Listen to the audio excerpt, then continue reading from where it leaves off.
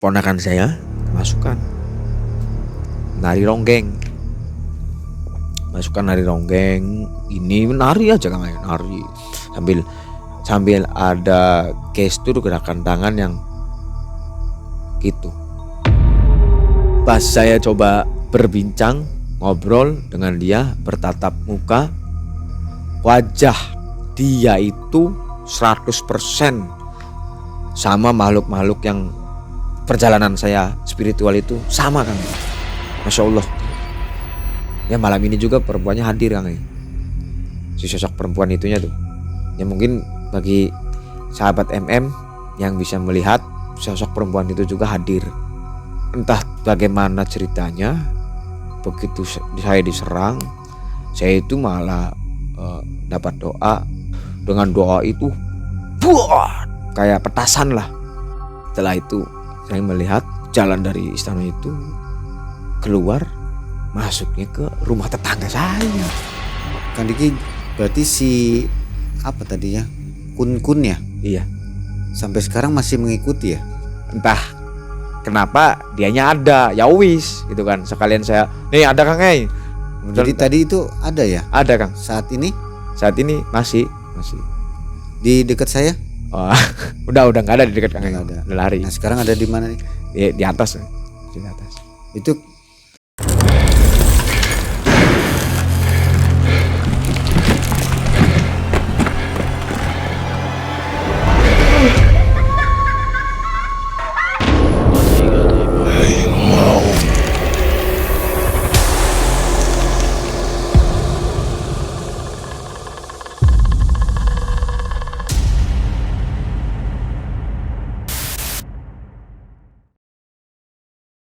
Assalamualaikum warahmatullahi wabarakatuh. Sobat Malam Mencekam sekalian, apa kabarnya nih? Semoga kita selalu tetap semangat, tetap sehat, dan selalu ada dalam keberkahan Allah Subhanahu wa Ta'ala. Saya ingetin lagi nih, Malam Mencekam itu upload rutinnya itu di setiap hari Senin, Rabu, Jumat, dan Sabtu, dan jamnya pada jam 20.30 waktu Indonesia bagian Barat. Di video kali ini kita akan melihat sebuah kisah yang dialami oleh Mas Diki. Di mana Mas Diki ini sedang melakukan proses pengobatan terhadap seorang korban tumbal pesugihan.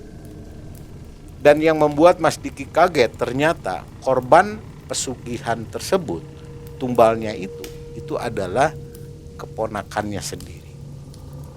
Gimana kagetnya Mas Diki dan bagaimana keseruan ceritanya, kita langsung menuju Mang Ei yang sudah berada bersama narasumber.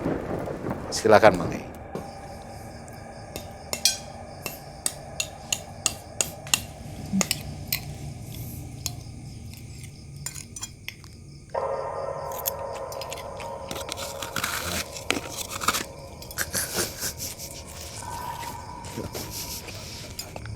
Assalamualaikum warahmatullahi wabarakatuh. Assalamualaikum Kang Diki. Waalaikumsalam Kang. Masih tetap menikmati batanya ya? Alhamdulillah masih. Luar biasa. Nah Sobat Malam Mencekam, inilah Kang Diki hadir kembali ke Malam Mencekam. Hari ini kita bertemu kembali dengan Kang Diki, si pemakan bata. Mungkin Sobat sudah melihat video-video sebelumnya. Bagaimana reaksi Anda ketika melihat Kang Diki ini memakan bata? Silahkan tulis komentar di bawah. Kang Diki, Ya Kang. ini semakin viral aja kelihatannya Kang Diki ini. Saya Iya. lihat muncul di beberapa media ya setelah tampil di Malam Mencekam. Iya, Media betul. apa aja itu? Kalau di media digital itu yang pertama saya tahu dari teman kerja Kang. Dari teman kerja itu di Radar Cirebon. Terus Dex Jabar atau Pikiran Rakyat.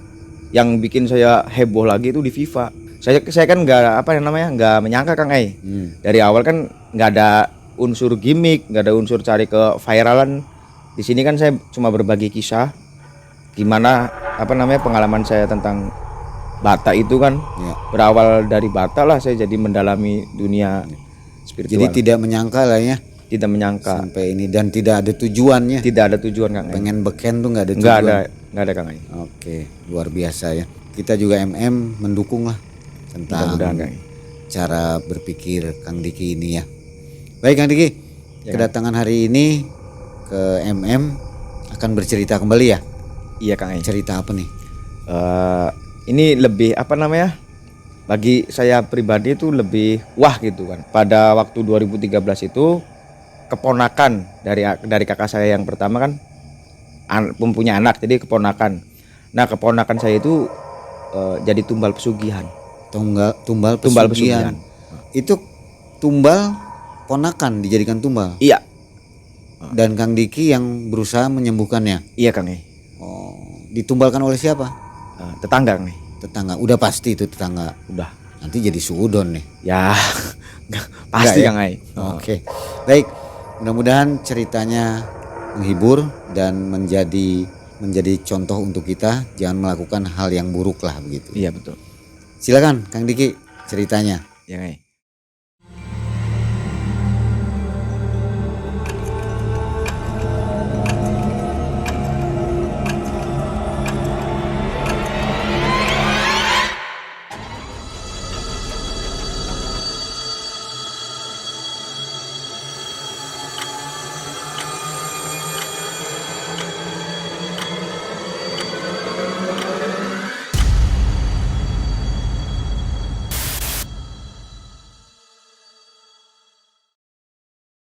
Assalamualaikum warahmatullahi wabarakatuh. Selamat malam, sahabat MM. Di sini saya pengen berbagi kisah, di mana kisah itu dialami oleh keponakan saya sendiri yang dijadikan tumbal pesugihan. Di mana dalam kejadian itu yang berperan aktif saya. Berawal dari yaitu tadi di video-video sebelumnya kan saya mencari penyebab dari kenapa sih saya makan bata dan akhirnya masuk ke dalam dunia supranatural atau dunia mistis. Ya, dari tahun 2013. Tahun 2013 itu bulan umumnya saya lupa. Tapi kalau bulan Islam bulan Zulhijjah, Kang Ei. Di bulan Zulhijjah itu ponakan saya bernama Maulana seperti biasa. Dia pagi berangkat sekolah, ya aktivitas sehari-hari itu dia lakukan seperti biasa. Dan orang tua si Maulana itu tidak mempunyai pikiran yang negatif. Saya kan waktu itu saya masih sebagai pendidik ngajar ya, masih sebagai guru honorer di suatu sekolahan. Ya saya juga biasa tidak ada perubahan fisik, tidak ada kesakitan, tidak ada. Pokoknya berjalan seperti biasa. Pas malam satu suro, kakak ipar saya itu bermimpi Kang E. Awal-awalnya lewat mimpi itu. Di dalam mimpi kakak ipar saya, sosok tetangga itu lewat membawa 2 ekor kambing. Lanjut ke esokan harinya gitu kan. Lewat pagi lah gitu kan. Pagi kakak ipar saya kan bangun, ya tidak ada respek apa-apa. Menganggap bahwa mimpi itu angin lalu. Dan anaknya juga, ponakan saya juga ya seperti biasa, bermain seperti biasa dan lain sebagainya. Sekolah seperti biasa. Mula-mula mengetahui ada perubahan itu sakit dulu Kang E. Sakit itu bukan sakit terbaring di kasur atau terbaring di rumah sakit, tidak. Sakit itu perubahan fisik. Perubahan fisik itu yang dulu badan dia mulus, ya maaf ya punten, badan dia mulus, kaki dia mulus, timbul 1 koreng di kaki. Bentol biasa Kang E. Awal-awalnya bentol biasa. Ada yang bilang cacar dan lain sebagainya gitu kan. Itu tetap tidak ada arah ke negatif thinking atau arah ke yang mistis lah. Berjalan terus sampai si Maulana ini dibawa ibunya periksa ke puskesmas terdekat.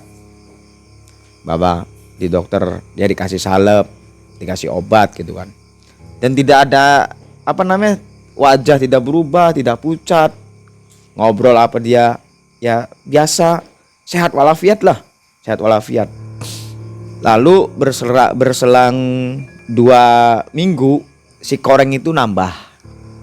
Yang tadinya hanya di ibu jari nambah mulai ke telapak ke atas sampai ke mata kaki. Bah, koreng kok makin banyak. Dan posisi saya pada waktu itu, saya menghabiskan waktu ya di tempat kerja saya. Di tempat kerja saya Kang. Di tempat kerja saya kan kebetulan jadi operator sekolah. Jadi saya memiliki tanggung jawab membuat proposal ini dan lain sebagainya tanpa mengetahui si Maulana perubahan fisik di kaki itu saya tidak mengetahui. Balik lagi ke ponakan saya itu, setelah di kaki sampai ke atas ke mata kaki korengnya bertambah, si ibunya itu mimpi lagi Kang. Mimpi lagi tetangga yang bawa dua kambing itu marah-marah.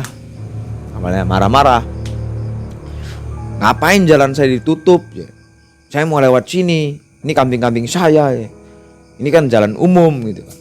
Kebetulan jalan di rumah saya kan cuma sebatas satu becak, 2 motor persimpangan udah seperti itu. Kakak ipar saya diem. Di dalam mimpinya diem, tidak berkomentar apapun.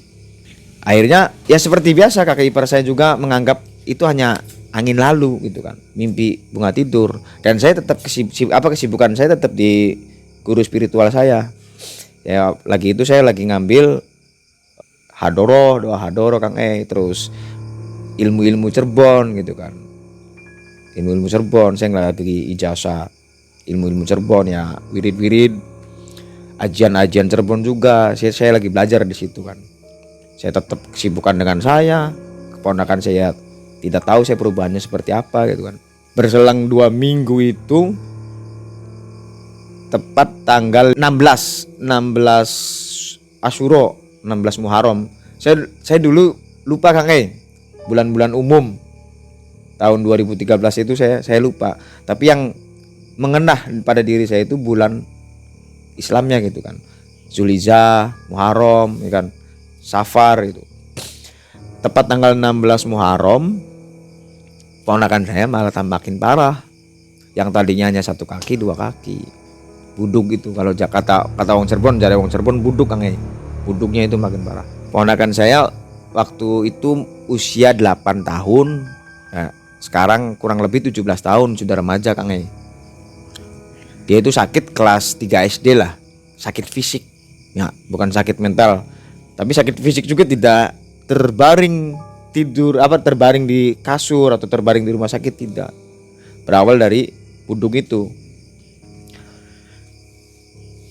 Lain waktu tepat ya perkumpulan biasa kan kalau keluarga saya, keluarga harmonis. Si kakak ipar saya itu mulai ada bincang-bincang dengan almarhum ibu saya. Ya kakak ipar saya juga sudah meninggal Kang. Nah, kakak ipar saya juga bincang-bincang tuh. Saya ya tanpa saya sadari gitu kan. Saya pas baru pulang malam minggu kan saya biasa ngalong. Ada teh Kang anak muda kan, tapi ngalong saya ke supranatural itu. Saya habis pulang ngalong, saya pengen tidur itu kan, mendengar kisah kakak ipar saya dengan almarhum ibu itu. Bu, si Maulana kok kakinya makin hari tambah makin parah. Tapi dia pakai sepatu, pakai kaos kaki, pakai sepatu berangkat sekolah biasa. Belum ada perubahan dari mental dia, belum ada. Setelah itu saya cuma mendengarkan Kang mendengarkan, dan saya juga tidak ikut nimbrung, tidak ikut berkomentar dan lain sebagainya. Saya hanya mendengarkan, jadi pendengar setia. Koreng. Saya anggap koreng itu penyakit gatal biasa. Setelah itu saya istirahat, dan pada malam harinya itu mimpi itu masuk di adik saya yang pernah dibawa mati, yang pernah mati suri Kang. Mimpi itu masuk lewat perantaranya adik saya. Karena adik saya udah dibersihkan ya pada itu kan. Masuk ke adik saya yang perempuan, dia dalam mimpinya itu tetangga yang bawa kambing itu masuk ke dalam mimpi adik saya.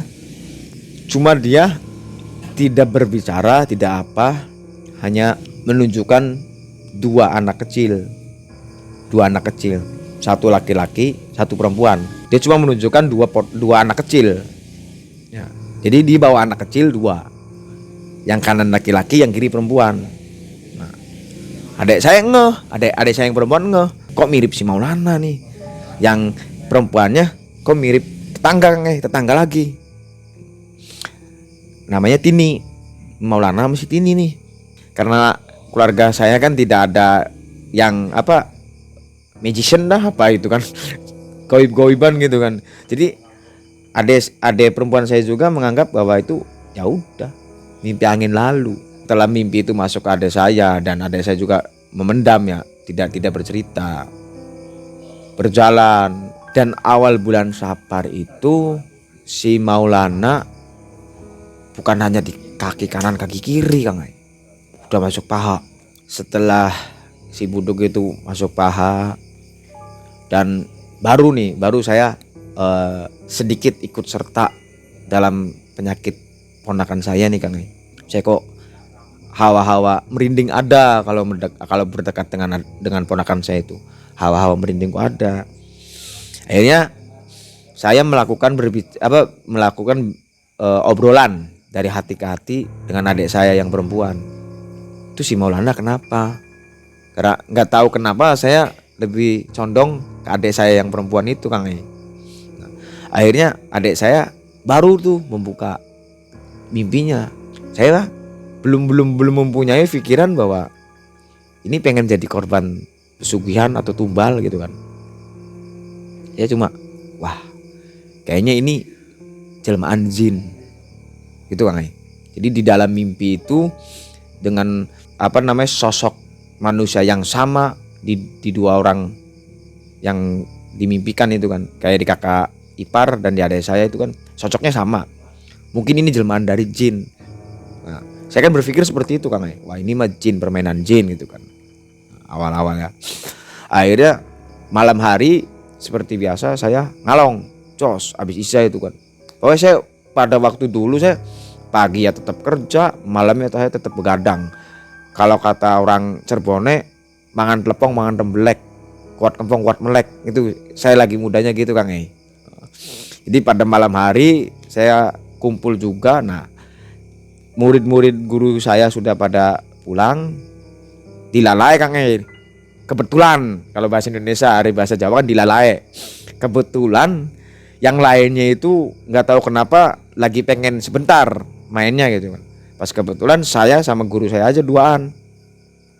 Dari situ saya bertanya,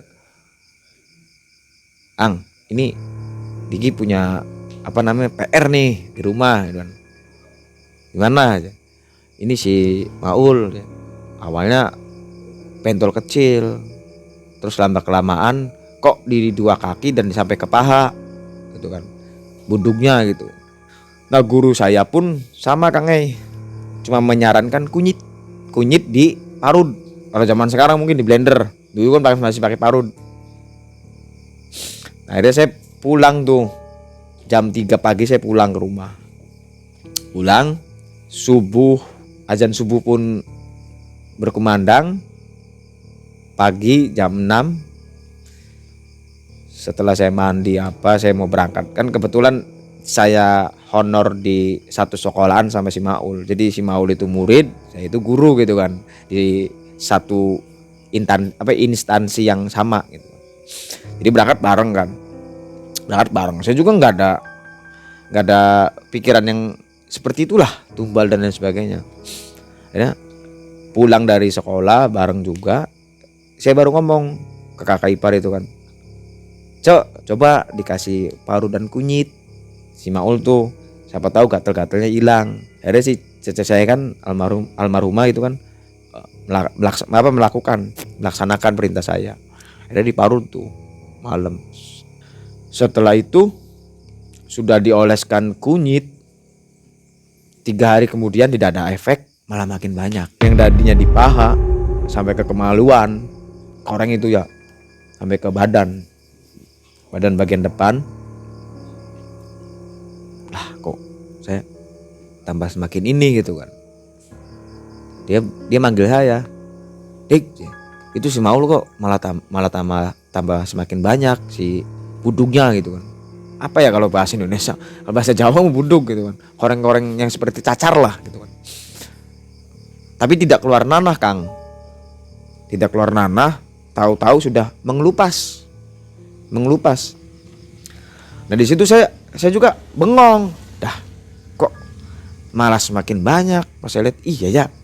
Lantas setelah si cece saya cerita ke saya, ya menegur ke saya juga merenung sebentar, saya ambil wudhu, saya hadoro sesepuh Kalijaga, termasuk Sunan Kalijaga gitu kan. Setelah itu seperti biasa saya ke guru saya, ke kediamannya gitu kan.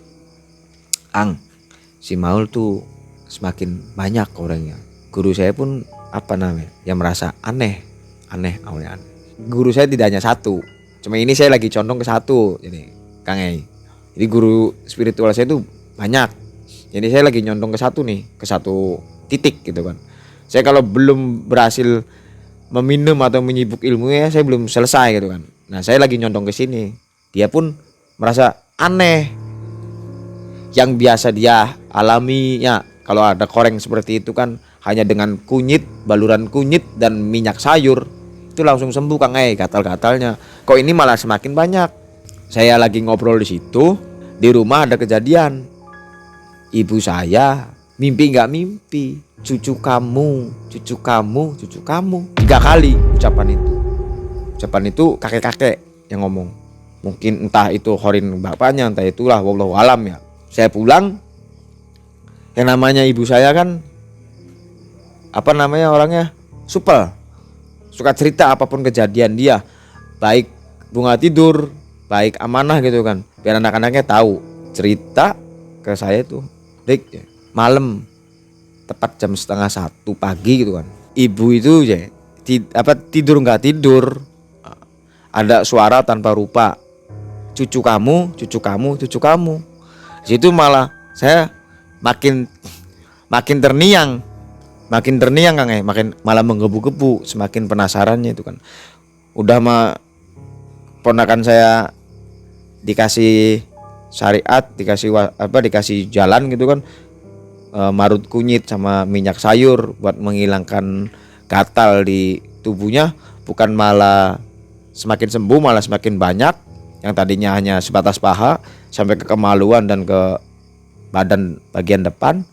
Ditambah mimpi yang dialami oleh kakak ipar dan adik saya itu satu sosok yang sama. Ditambah lagi ibu saya yang dapat amanah cucu kamu gitu kan. Dari situ saya mulai parnonya ada, mulai parno, mulai rasa keponya saya mulai keluar di situ. Entah kenapa saya itu ingat sama sosok guru saya yang sudah lama gak saya kunjungin. Akhirnya saya berkunjung ke guru saya dengan menanyakan kejadian yang dialami ponakan saya itu. Setelah sampai di rumah guru saya itu kan, Kang, nih adik saya awalnya ada koreng sedikit di depan ibu jari kaki gitu kan. Lama kelamaan di kaki sebelah kanan penuh, kaki sebelah kiri juga penuh. Dan ditambah ini Kang, sebelum kejadian anaknya sakit itu, ibunya mimpi si sosok tetangga itu lewat di rumahnya dengan membawa 2 ekor kambing. Terus mimpi keduanya bawa ekor kambing lagi, tapi dengan nada yang intonasi yang seperti marah-marah. Tambah dari mimpi itu sosok si manusia itu masuk ke mimpi adik saya. Lalu saya datang ke orang yang ngerti, ke guru saya yang satunya Kang, kata saya itu. Terus dikasih syariat marut kunyit dengan minyak sayur, dioleskan ke koreng itu, bukan malah semakin hilang Kang, malah semakin menjadi, malah semakin banyak. Guru saya yang ini Kang Ei malah hanya tersenyum sipu.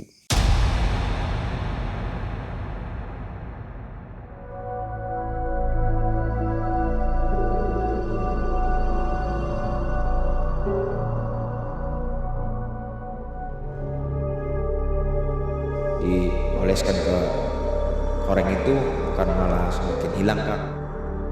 Guru saya yang ini hanya tersenyum sipu.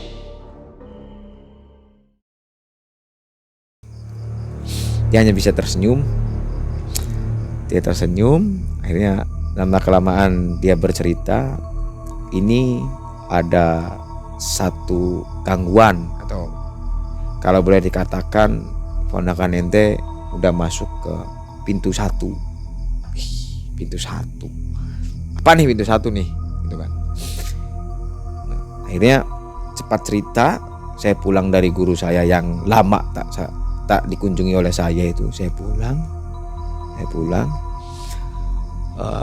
Di situ adik saya itu melihat sesosok putih, rambutnya panjang, mukanya tidak terlihat karena tertutupi oleh rambut, tapi si sosok itu menatapnya ke rumah kakak saya.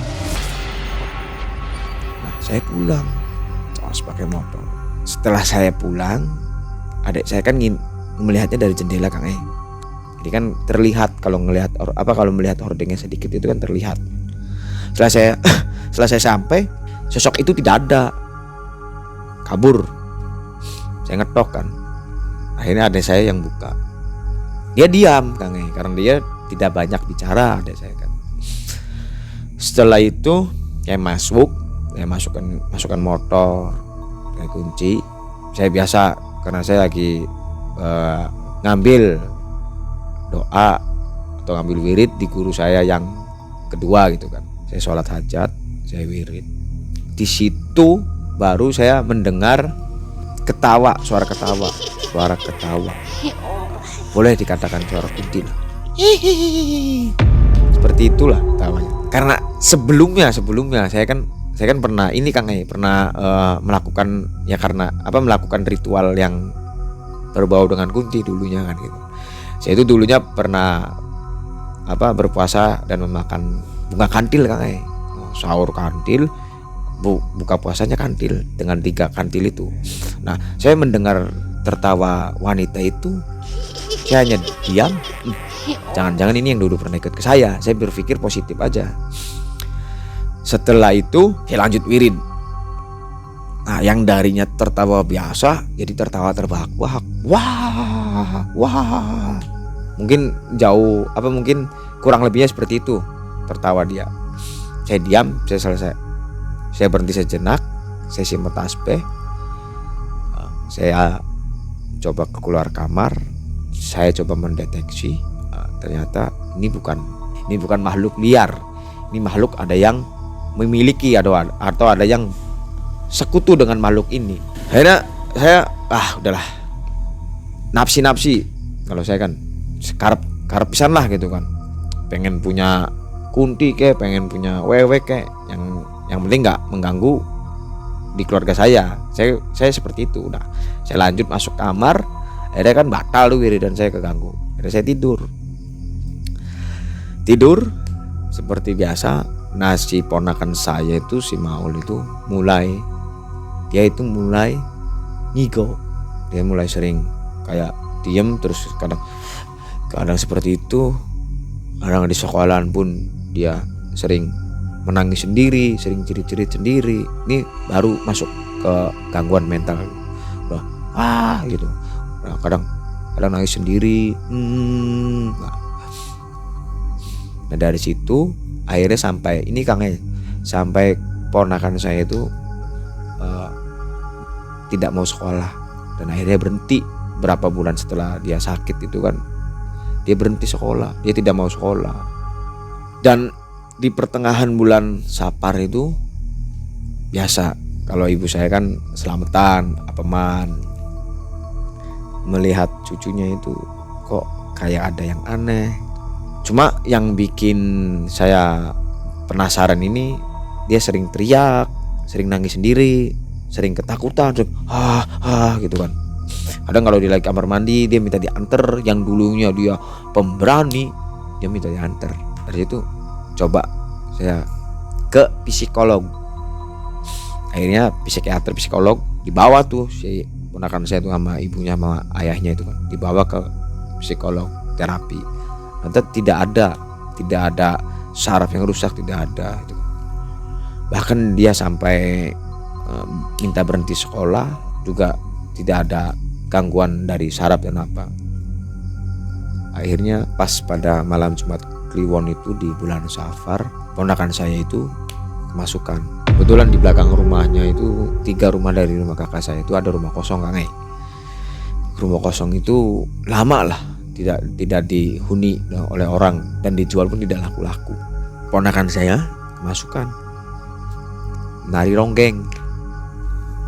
Masukkan nari ronggeng, ini nari aja Kang, nari sambil ada gestur gerakan tangan yang gitu. Seolah-olah si Nyai Ronggeng itu memberi petunjuk atau memberi apalah gitu kan. Ya. Akhirnya kakak saya kan manggil saya. Dik. Itu si Maul kenapa?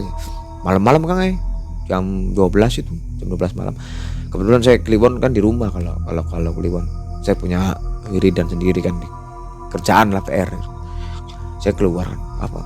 Saya lihat, ya Allah, ini kok Nyai Ronggeng gitu. Akhirnya atas izin Allah saya keluarin, alhamdulillah sembuh. Setelah itu saya baru berpikir tentang suara yang saya dengar. Akhirnya saya kan kebetulan sebelum menemukan guru yang sekarang itu saya belajar di guru yang dulu. Akhirnya saya coba untuk ambil air wudhu lagi. Saya melakukan sholat sunnah 2 rakaat, sholat hajat. Ya minta petunjuk dari sakit yang dialami oleh ponakan saya. Dari itu saya gelar sejadah, saya sholat, saya wirid dan saya itu tahlil Cirebon lah. Saya mantap tahlil Cirebon itu terus tidak ada batas berapa ribu atau itu. Seikhlasnya saya, secapainya saya wirid terus. Entah kenapa saya itu seolah-olah kayak melihat bioskop, dan saya melihat kayak kepompong Kang, kepompong. Nah, di situ ada 4 kepompong, yang dimana dari 4 kepompong itu ada sosok ponakan saya sama tetangga saya perempuan, si Tini itu Kang, dan yang 2-nya tidak saya kenali. Saya sambil wirid sambil la ilaha illallah, sambil tahlil Cirebon itu yang saya ijazahi itu kan. Saya semakin masuk, seolah-olah saya lagi nonton TV, tapi saya jadi pemerannya juga. Wah, kok ini ponakan saya ada di atas, kok ini tetangga ini ada, yang 2 ini siapa ini? Saya di situ bertanya-tanya, 1000 kali pertanyaan saya di situ. Ini apa? Saya di situ saya langsung di dalam berarti kalau boleh dikatakan perjalanan gaib saya itu, saya nyebut terus astagfirullahaladzim. Di dalam perjalanan gaib saya istighfar, tapi di dunia nyata saya sedang tahlil Cirebon Kang. Nah, setelah itu ada beberapa makhluk halus yang perempuan itu banyak. Ternyata saya ya seolah-olah saya masuk ke istana Kang. Wah, di situ ada yang di atas, ada yang di bawah, ada yang lagi menggendong anak gitu kan. Ya punten maaf kalau di penglihatan saya itu waktu perjalanan saya spiritual itu, saya melihat mukanya itu kayak vagina perempuan. Ini apa ini, makhluk apa ini gitu kan. Ya di dalam perjalanan itu saya bertanya-tanya, dan siapa ini gitu kan, maksudnya apa ini. Akhirnya itu mulai ada yang menyentuh ke saya gitu kan, si makhluk. Ya mungkin anak buahnya atau apa Kang, menyentuh ke saya masih istighfar, astagfirullah. Di perjalanan saya istighfar. Setelah ada yang menyentuh saya, mau megang, dia nggak bisa, malah kontal. Nah di situ saya akhirnya balik lagi ke posisi saya yang lagi wirid di kamar itu. Nah saya bisa balik itu kamar saya dibuka oleh ibu. Prek, gitu. Jadi kayak orang lagi tidur kaget gitu, langsung astagfirullah. Udah. Setelah itu ponakan saya ya semakin diam dan diam. Cuma pas saya coba berbincang, ngobrol dengan dia, bertatap muka, wajah dia itu 100% sama makhluk-makhluk yang perjalanan saya spiritual itu sama kan. Masya Allah. Ini ponakan saya ada apa nih, gangguan apa nih? Akhirnya dari situ pun saya mulai, wah ini mulai ada gangguan yang gak beres nih. Setelah itu saya pun balik, saya wirid lagi. Siang pun saya lakuin wirid. Tapi dari situ belum ada media apa-apa. Saya belum menyiapkan air, saya belum nyari syariatnya buat kesembuhan keponakan saya. Saya belum nyari seperti itu. Saya masih sebatas wirid, mendalamin lagi apa penyebabnya. Saya masih seperti itu, Kang. Saya masih wirid terus. Wirid saya kan yang saya pegang itu kan tahlil Cirebon. Saya tahlil Cirebon terus, sampai ada kemungkinan jin juga, jin muslim gitu kan, nggak tahu apa gitu kan. Dia itu memberi suara, bantulah ponakanmu. terus saya lagi wirid dia ngomong gitu. Saya semakin la ilaha illallah, sampai saya semakin mengeraskan wiridan saya, suara itu semakin keras. Saya hiraukan. Setelah itu ya hari demi hari berjalan seperti biasa. Tapi saya mempunyai PR, kenapa nih si Maul seperti ini? Tetap dalam hati kecil saya. Dan saya tetap melakukan visi misi saya gitu kan. Setelah itu entah kenapa kakak saya yang laki-laki marah, Kang. Pas saya pulang, ente belajar ke sana ke sini, apa tidak bisa menyembuhkan ponakan sendiri, sia-sia, percuma. Dari situ, Kang, gitu. Padahal saya tidak membenci dengan omongan kakak saya, tidak. Ini kayak yang tusukan atau pecutan bagi saya. Iya ya, kenapa saya perlu nyembuhin atau ngebantu orang lain, sedangkan ponakan saya pun lagi seperti itu, tidak jelas gitu. Akhirnya saya wirid lagi. Ya saya melakukan wiridnya tidak di kamar lagi sekarang, tapi di tempat keramat, Kang. Di tempat keramat itu, di Keramat Sunan Kalijaga. Kebetulan saya lumayan deket sama radennya, sama yang elang-elangnya yang megang kunci. Akhirnya saya izin di situ tiap malam, tapi saya tidak bermalam. Saya masuk malah berdramai itu kan. Saya malah ketemu kuncen, tapi bukan kuncen itu. Kuncen dimana dulu saya pernah melakukan perjalanan spiritual juga, melakukan ajian-ajian kejawen. Kuncen itu kok nampak jelas di depan saya, tapi dengan mimik wajah yang seolah-olah pengen nyerang saya, Kang. Masya Allah, astagfirullah. Kenapa wajahnya ini? Setelah dia hadir di wiridan saya itu, sosok kuncen itu, lanjut tetangga yang hadir di kedua keluarga saya dalam mimpi itu, tetangga itu. Jadi pertama kuncen dulu, Kang. Kuncen dengan mimik yang gitu, mimik yang merong lah jarang Jawa, dengan melotot gitu kan, melotot tapi penuh dengan ujaran kebencian ke saya gitu kan, yang saya sedang wirid itu. Lalu di belakang itu ada tetangga itu.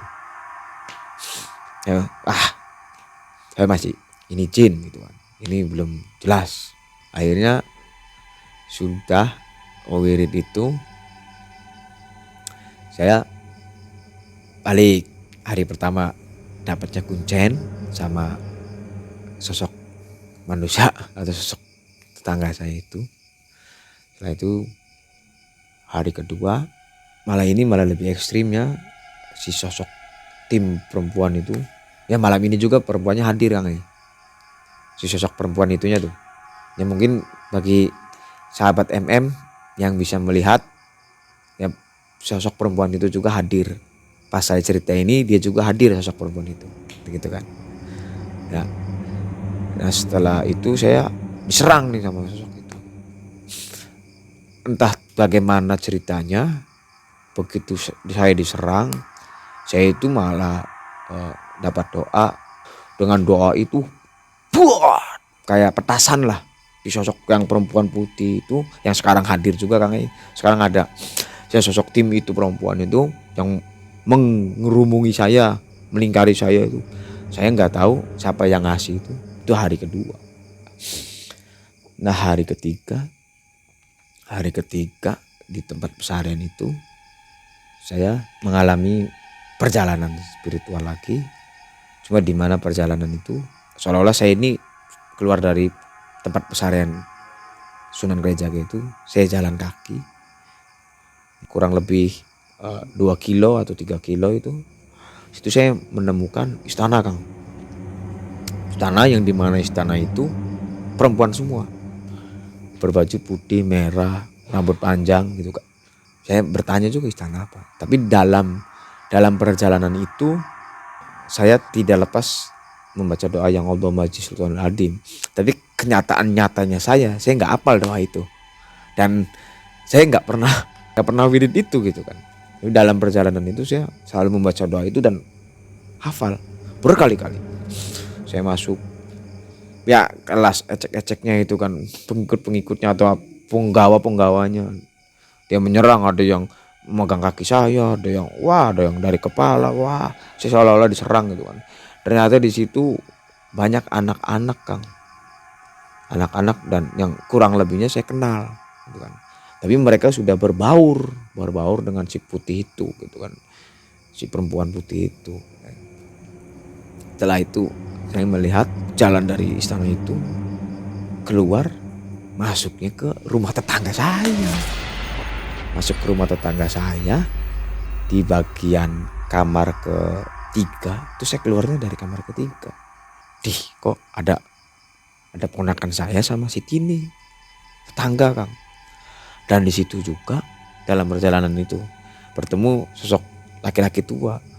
Dek, kamu mau ngambil ponakan kamu? Terus saya jawab iya. Saya balik nanya, Abah siapa? Ini saya disuruh sama keluarga si Tini, saya pengen ngambil si Tini. Ini orang ya, sugihan, ratu. Saya nggak ngeh itu Pak, nggak ngeh ratu apa dan apanya gitu. Nah itu di dalam perjalanan itu saya bertemu kakek-kakek itu dan bareng-bareng berdoa di situ. Saya tetap dengan Allahumma di sultanil adim itu, kakek-kakek itu dengan Allahumma sholli sholatan kamilatan apa gitulah. Nah, kita berpadu duet kolaborasi. Si ponakan saya dan si Tini itu masih dalam tempurung seperti kepompong, tapi yang kedua sudah kosong. Jadi tinggal 2 ini nih yang bakal jadi tumbal itu. Setelah itu malam ketiga dari perjalanan saya di pesarian Sunan Kali, saya menemukan titik temu ternyata tetangga saya yang bermain di belakang gitu kan. Akhirnya saya kolaborasi dengan kakek-kakek, tetap belum menembus, belum bisa mengambil ponakan saya. Ya kita berdua pulang. Saya balik ke pesarian, seolah-olah saya bangun itu jam 7:30 pagi. Kirain kuncen, saya tiduran Kang. Berangkat jam 12, saya melakukan perjalanan astral itu kalau di dunia nyata 5 menit, tapi seyogyanya saya bangun jam 8. Saya balik lagi ke jasad saya jam 8 pagi sampai saya tidak berangkat kerja. Setelah itu saya pulang ya, saya juga akhirnya izin dadakan ke kepala sekolah saya. Pak, saya hari ini nggak masuk. Nggak, saya bilang nggak kesiangan Kang, nggak. Padahal saya kesiangan karena malamnya wirid kan. Kita perjalanan astralnya 5 menit ternyata sampai jam 8 pagi. Udah itu saya izin, Saya baru kumpul sama keluarga gitu kan. Akhirnya gimana nih kata saya tuh. Ternyata memang benar itu amanah. Tapi saya belum tahu benang merah sejarahnya kenapa bisa jadi buat tumbal apa itu. Saya belum mengetahui kisah penyebabnya itu kan. Ya, sebab musababnya saya belum tahu kan. Dan yang jadi ibunya ponakan saya pun tidak cerita gitu kan. Apa-apanya, cuma cerita mimpinya doang. Setelah itu saya konsultasi ke guru-guru saya cukup 3 hari itu di pesantren Kang.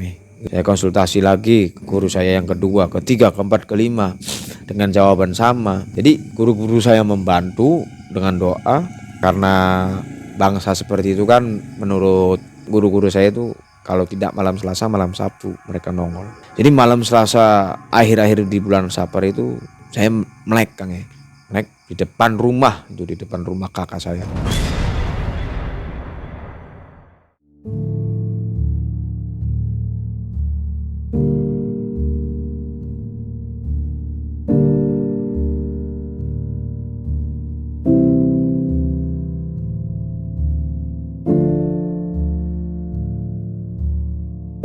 Akhir-akhir di bulan Sapar itu saya melek di depan rumah kakak saya.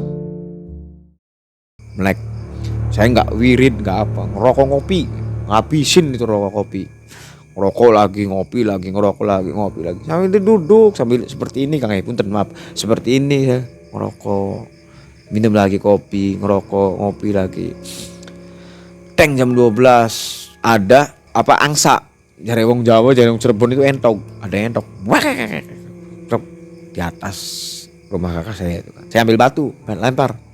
Pak, kabur, terbang. Nah, terus jam 1:30 itu sosok yang di dalam perjalanan saya hadir di depan saya Kang.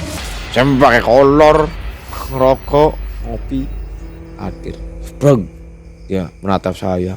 Dia tidak bicara, tidak ngomong apa-apa, cuma gitu. Tidak bau anyir, tidak apa, baunya bunga melati. Si sosok perempuan itu bunga melati. Akhirnya di situ saya cuma ingat ya wiridan yang sedang saya lakukan gitu kan. Dan di situ juga saya bukan bukan tidak percaya dengan kekuasaan Allah, tapi saya hanya membuktikan kekuasaan Allah situ. Nah di situ saya mulai membaca tahlil Cirebon, la ilaha illallah Muhammadur Rasulullah sallallahu alaihi wasallam. Si perempuan itu jatuh kabur.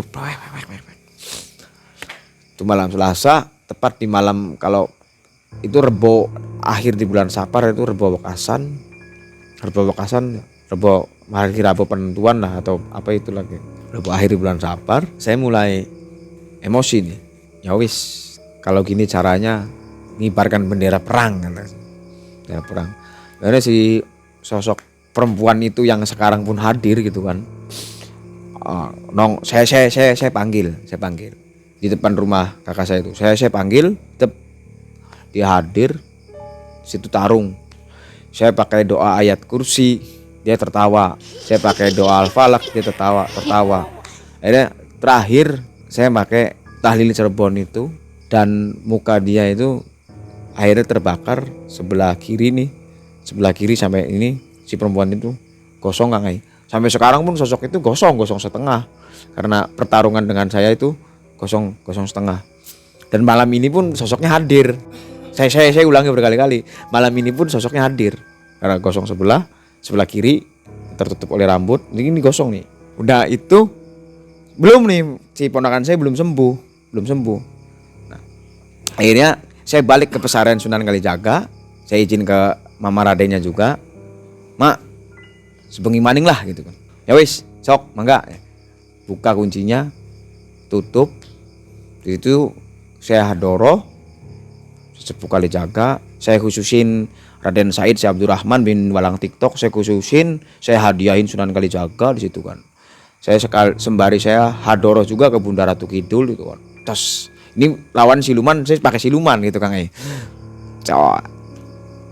Di situ saya ketemu kakek-kakek yang mau menolong si Tini. Ini dalam gelombang dalam kayak kepompong itu, dalam balon itu si Tini dan ponakan saya sebentar lagi yang tadinya di atas udah mau ke bawah. Ya, si kakek itu dan saya juga masuk di kamar itu. Di situ kita berdua ya wis lah, mati urip gitu kan. Cacing naga-naga gitu. Kalau cari wong Jawa Timur ya cacing naga-naga situ. Nah di situ yang dulunya saya di setiap perjalanan saya itu Allahumma di Sultanil Adim, sekarang saya ganti itu. Entah kenapa saya ganti dengan tahlil Cirebon. La ilaha illallah Muhammadur Rasulullah Malikul Hakul Mubin Muhammadur Rasulullah Shadiqul Wadil Amin. Saya baca doa itu, si kiai pun yang tadinya Allahumma sholli sholatan, ya si aki-aki itu berubah Kang. Nah, berubah dengan doanya itu as-sholatu wassalamu alaika ya sayyidi, enggak tahu lah gitu kan. Sholawat apa itu dia pakai itu. Jadi kita berdua berkolaborasi, dia menyelamatkan Tini, saya menyelamatkan ponakan saya. Itu di kayak kepompong lah, masuk dalam kepompong itu. Dua manusia itu kan. Akhirnya alhamdulillah atas izin Allah, kedua itu kan si Tini dan ponakan saya selamat. Akhirnya si kakek-kakek itu balik, saya balik ke pesarian lagi dengan membawa ponakan saya. Jadi saya begitu masuk lagi, saya lagi wirid lagi, saya ngeliat ponakan saya kemana ini, nggak ada. Akhirnya saya pulang karena ada bisikan kalau di Keramat Sunan Kali kan mau jam berapapun kalau disuruh pulang. Itu kebetulan baru 3 jam lah, tank jam 12, jam 3 itu saya udah selesai. Ada bisikan, pulang, balik Cung, balik. Akhirnya saya pulang dari Keramat Sunan Kali itu, jalan kaki pulang. Ya wis, paginya seperti biasa. Dan alhamdulillah ponakan saya itu udah membaik. Koreng masih ada di tangan cuma di dada tidak ada. Setelah itu saya baru kabarin guru-guru saya itu kan, kabarin gini. Kata dia, ya ponakan ente tuh mau jadi tumbal pesugihan Ratu Kuntilanak. Wah, katanya. Tapi saya tidak menyebutkan si A si B nya ke guru saya. Guru saya cuma mengasih tahu seperti itu, dan saya berarti yang selama ini masuk ke dalam mimpi ibunya, ke dalam mimpi adik saya gitu kan, dan sosok yang dilihat oleh adik saya itu Ratu Kuntilanak. Dan dalam perjalanan saya ketemu si kunti-kunti cekrewele itu kan, ternyata ada sebabnya gitu kan. Dia itu mau ngambil ponakan saya. Karena saya pulang saya cerita ke kakak ipar, saya cerita ke ibu, dirembukin. Di situ alhamdulillah pas awal bulan Maulid. Jadi sembari menyambut datangnya bulan Maulid dan kesembuhan ponakan saya itu, keluarga besar saya ngadain sedekah nasi kuning. Udah berjalan lancar sedekah itu. Kakak ipar saya yang sekarang udah meninggal almarhumah itu baru cerita Kang. Ternyata dia itu punya hutang ke tetangga yang punya kunti itu. Punya hutangnya mah cuma 50.000, tapi kok bayarannya nyawa. Wah, ya kurang asem kata saya Kang. Setelah itu ya wis, saya tidak menyalahkan siapa-siapa. Yang penting ponakan saya kembali gitu kan.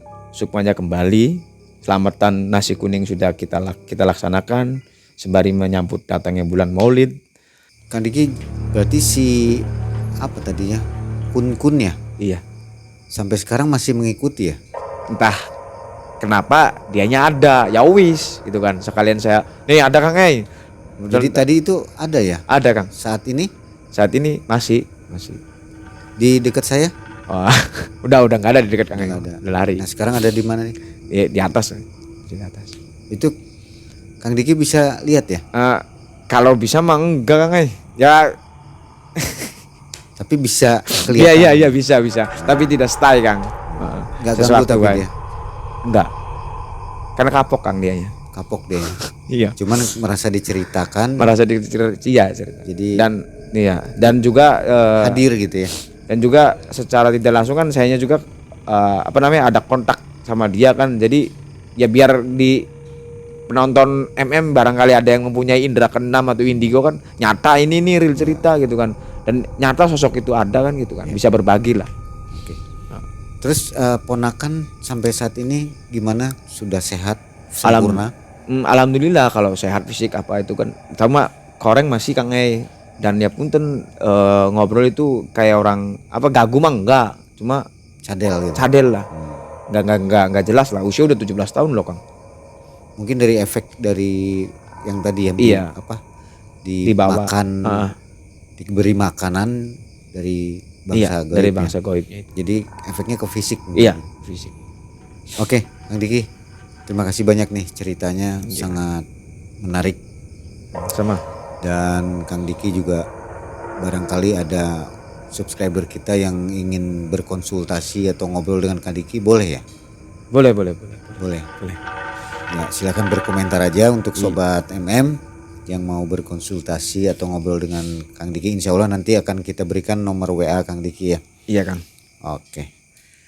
Sobat MM, begitu saja cerita dari kami. Terima kasih telah menonton sampai akhir cerita ini.